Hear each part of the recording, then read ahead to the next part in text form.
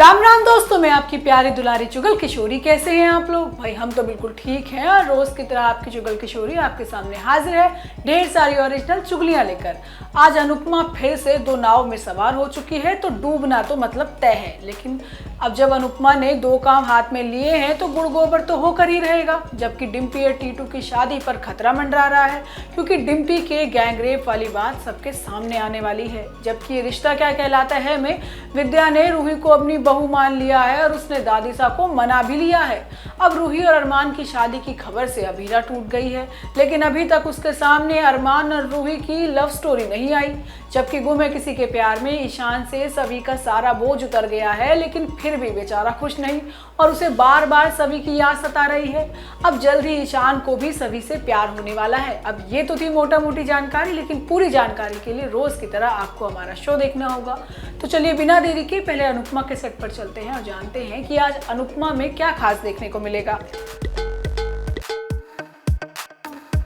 अनुपमा में एक तरफ तो है छोटी तो दूसरी तरफ है होटल, और अनुपमा गई है बीच में फंस। अब होटल में भीड़ लग गई है और सब लोगों को खाना है अनुपमा के हाथ का खाना।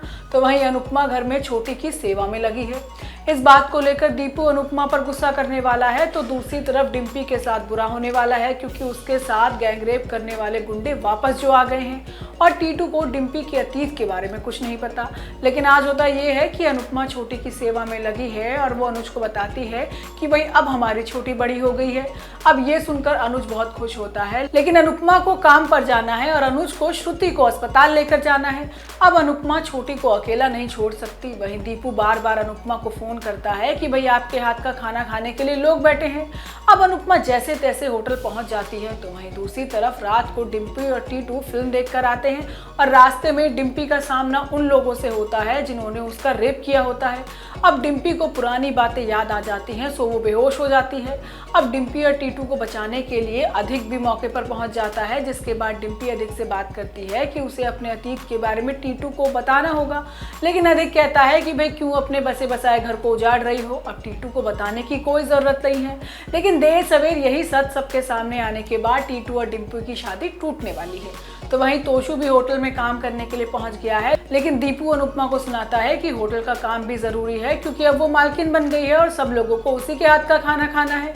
अब अनुपमा माफी मांगती है और तोशु को भी काम पर लगा देती है, लेकिन तोशु का मन काम में नहीं गेम खेलने में है। अब तोशु की वजह से ही अनुपमा पर नई मुसीबत आने वाली है। वहीं इसी बीच अनुपमा के पास अनुज का फोन आएगा और वो उसे बताएगा कि भाई छोटी को बहुत दर्द हो रहा है और वो खूब रो रही है। अब अनुपमा उससे कहेगी कि आप परेशान होना बंद कीजिए और काढ़ा पिला दीजिए। हालांकि दीपू अनुज का फोन देखकर चिड़चिड़ा होने वाला है और उसकी खुंदक अनुपमा पर निकालेगा। वहीं ये रिश्ता क्या कहलाता है में रूही और अरमान की शादी की बात चल रही है और जल्द ही शादी होने भी वाली है, क्योंकि हमारे पास रूही और अरमान की शादी की फोटो आ गई है, जिसमें दोनों दूल्हा दुल्हन बने दिख रहे हैं। लेकिन अभीरा गायब है। वहीं आज फूफासा मनीष के साथ बदसलूकी करेंगे, लेकिन अरमान मौके पर आकर मोर्चा संभाल लेगा। लेकिन मनीष तो अरमान को ही ज्ञान का घूंट पिला देगा कि तुमने अभीरा के साथ गलत किया है। अब अरमान गिल्ट में जाने वाला है, तो रूही शादी के लिए सारी जुगत लगा दी है। आज होता ये है कि पोदार परिवार में पूजा है और विद्या सुहागन की तरह सज धज कर आती है।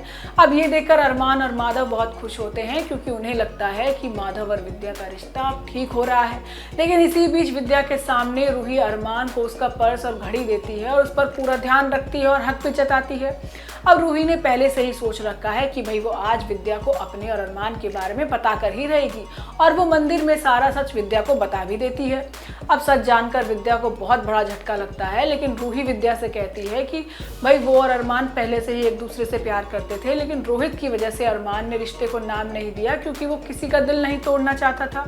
अब विद्या खुद दादी सा से दोनों के रिश्ते की बात करती है और बताती है कि इस वक्त रूही और अरमान दोनों ही अकेले हैं और ऐसे में दोनों की शादी कर देनी चाहिए। लेकिन आगे आने वाले एपिसोड में अपने परिवार की खुशी के लिए अरमान शादी के लिए मान जाएगा और रूही और अरमान की शादी हो जाएगी। हालांकि ये चीजें सिर्फ मनीष का सपना होंगी। अब मनीष सपना देखता है कि रूही और अरमान एक दूसरे को वरमाला पहनाते हैं और उनकी शादी हो गई है। अब सपने में अरमान से रूही शादी का तोहफा मांगती है, तो वो उसे अभीरा के तलाक के पेपर देने वाला है, लेकिन ये सिर्फ भ्रम होगा। वहीं गुम है किसी के प्यार में ईशान का दिल बेचैन है, आंख में आंसू है, दिल तेजी से धड़क रहा है, क्योंकि सभी की याद सता रही है।